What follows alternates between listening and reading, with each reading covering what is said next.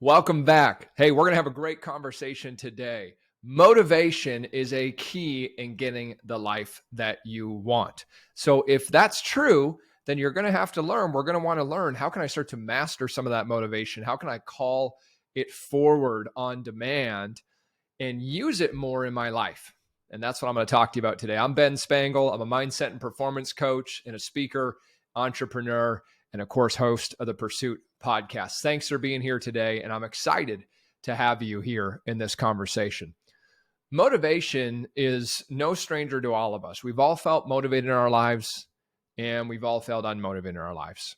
And through different seasons, sometimes we go through a season of where motivation may be scarce and we're having a hard time finding it. Then there's other times that we have lots of it.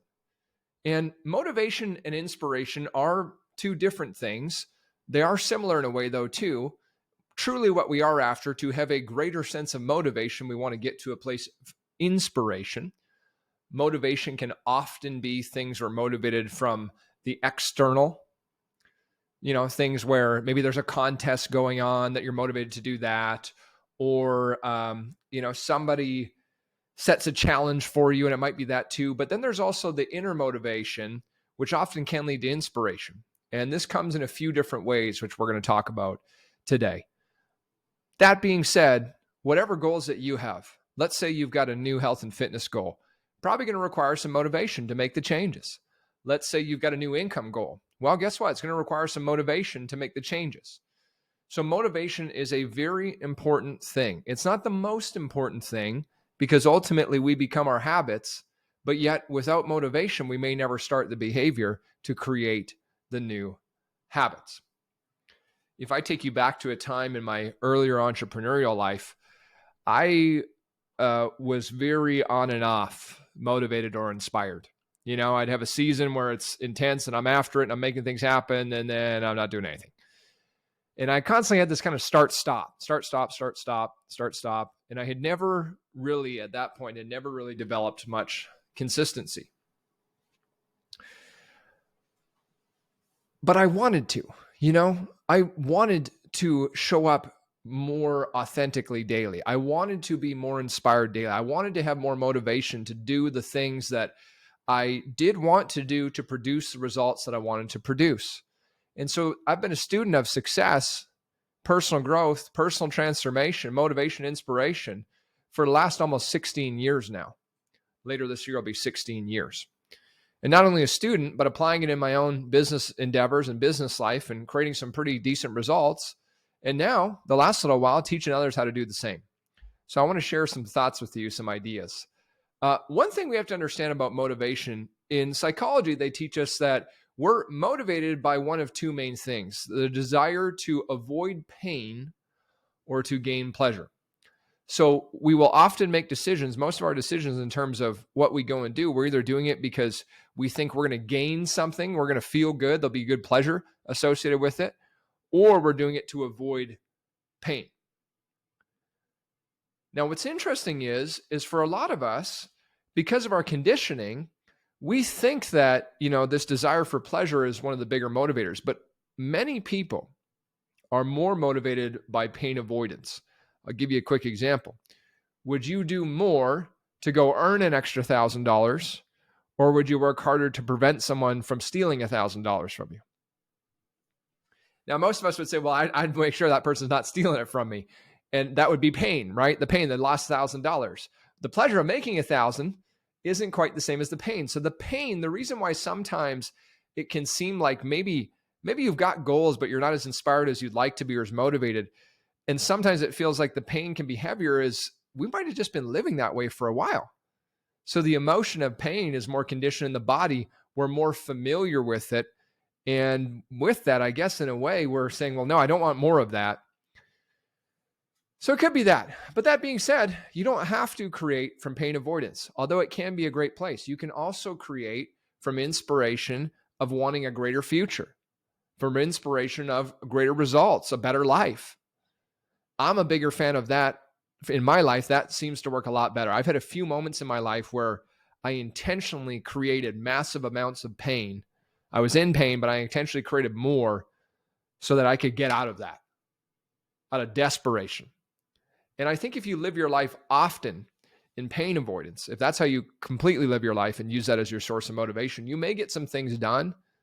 I don't think you're going to be happy though, because you're always looking at, what could be coming, what might be causing you harm, what you don't want to do, what you're missing out on. And it may temporarily motivate you. It might even motivate you for a while to do the things that you need to do to get successful, which can be good. But then you're constantly living in a state of fear as well too. And I just don't think that's a great way to live, my opinion. So we're either moving away from pain or towards pleasure. Let's talk about what you can do to maybe move away from pain. Perhaps you've been stuck for a while, you're having a tough time with it, and all the things you're trying just aren't working. What you could do is, sometimes this works for some people. The power of questions and journaling are amazing, is to take out the journal and ask down, okay, if I don't change, where does that put me a year from now? Where does that put me 3 years from now? What's the cost if I don't change? And we don't just mean financially. There may be a cost financially, but what's the cost in your health, in your emotions, in your relationships, in the things that you're not able to do that you're going to miss out on? So this can be a powerful tool. Now, for some of you listening, you might think, no, I don't want to do that. That's not for me. You don't have to do this. I'm just giving you ideas. But I've done that at different times in my life. I don't typically use that anymore at the stage that I'm at. It doesn't work to the same degree that it once did. There was a time in my life, though, that yes, I use that to help me realize it's time to change. Now, here's a major key. Let's say you are going to go down this path of looking at the costs and looking at, maybe what you're going to miss out on. We may use that to get us started, to shift, to find the boom, the oomph, the desire, the commitment, the decision to change. I just wouldn't want you to stay focused on that in the long run. But that can be a great one. If I don't get moving, if I don't make this happen, what am I missing out on? Who else is missing out? And that can hurt enough that we want to change. So sometimes that can be a powerful one. I'm much more of a fan personally now at this stage, and with pretty much all the people I coach, we use heavily what I'm about to teach you. And then once in a while, we'll come back to the cost, the pain, what we're missing out on if we need to. But it's this idea of moving towards your future vision. It's an idea of moving towards the life that you want rather than the life that you don't want. Moving towards pleasure rather than avoiding pain. So, what can we do to start to master some of our motivation? First things first. In the Bible, it says, and by the way, I'm not religious, very spiritual, and I find all religions have amazing things in them. And there's some great things in the Bible. One of them is, where there's no vision, the people perish. And there's a second part to that, by the way, which maybe we'll talk about in a different one. But let's start with, there was no vision, the people perish. It does not mean a literal sense they die. What it does mean is we drift. It does mean we struggle. It does mean we get stuck a lot. We're just kind of just getting by, going through the motions. With no vision, the people perish. We could switch that with vision, they would thrive.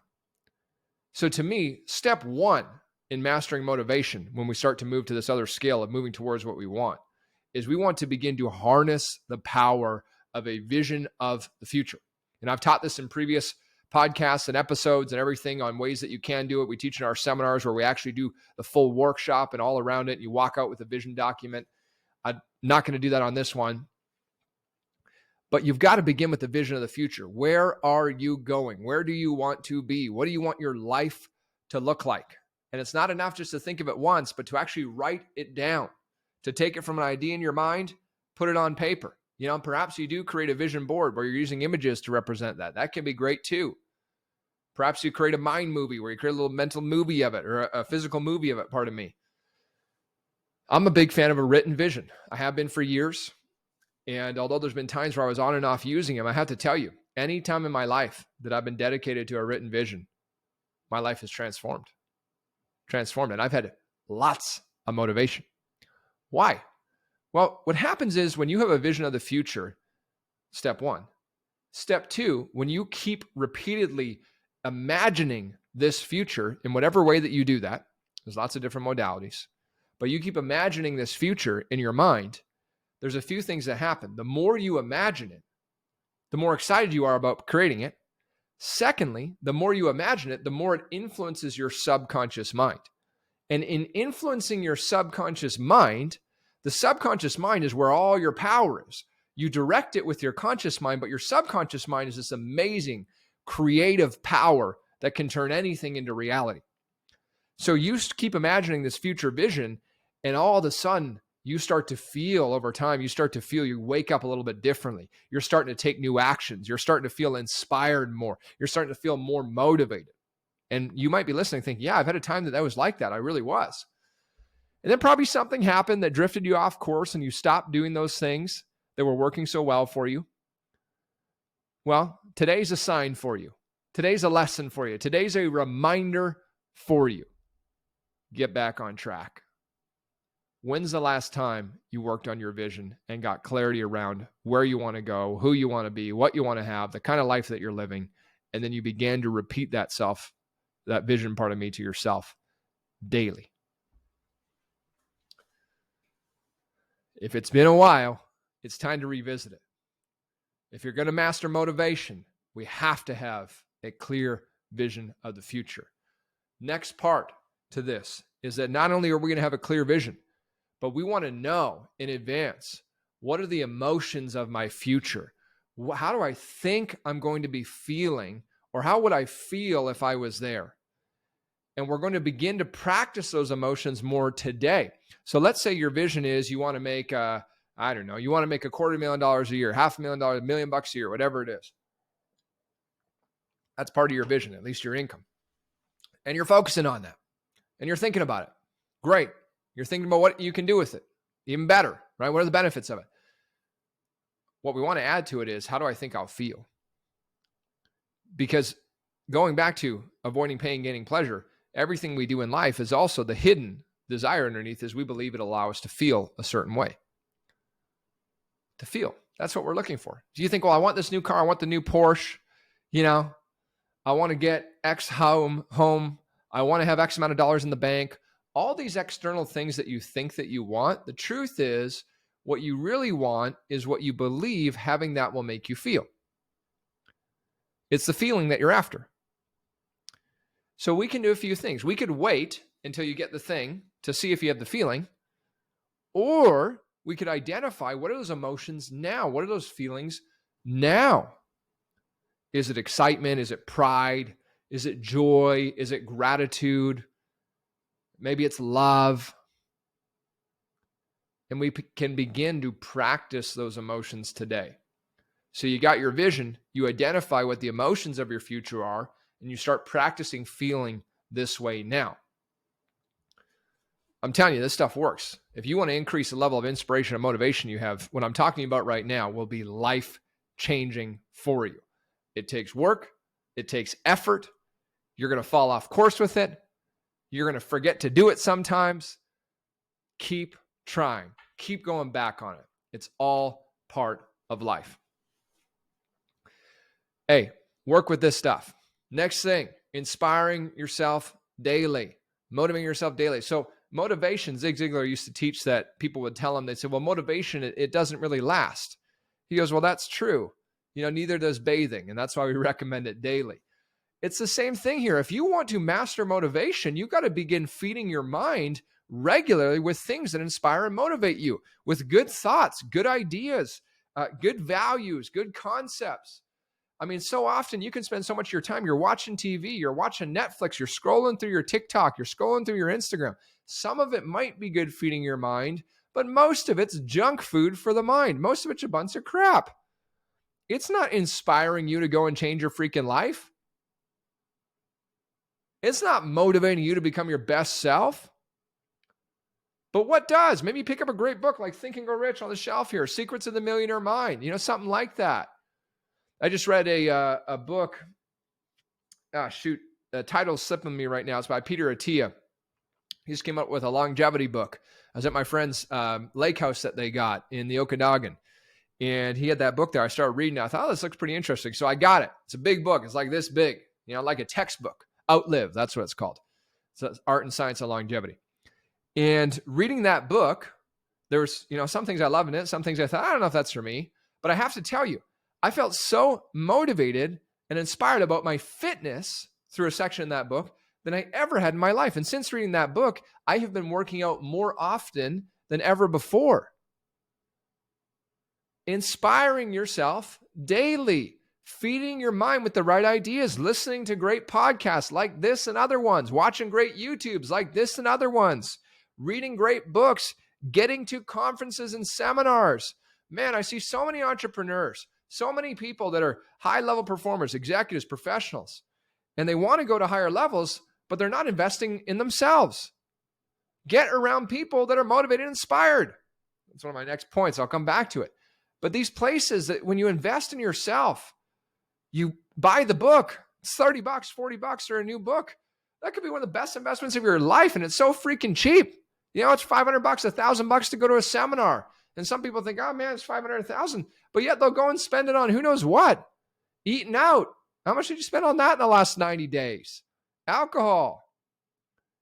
You know, party. I mean, there's so many things. Clothing, new clothes. There's so much stuff we're spending our money on that is not bringing this great sense of inspiration or motivation to our life. And I'm not saying any of those things are bad. Yeah, I engage in a lot of those things too. What I am saying is inspire yourself daily. Put yourself in positions, create an environment that feeds your motivation, not draining it. You know, if you're sitting at home watching the 4th episode of a show back to back, you're probably not feeling super motivated. You've just been sitting around doing nothing. Now, I like watching TV once in a while.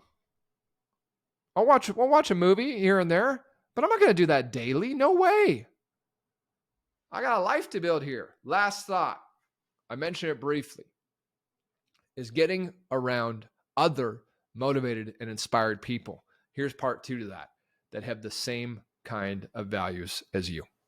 Because there's some people that are very motivated and inspiring that you may be around, motivated, less inspiring perhaps, but your values don't align.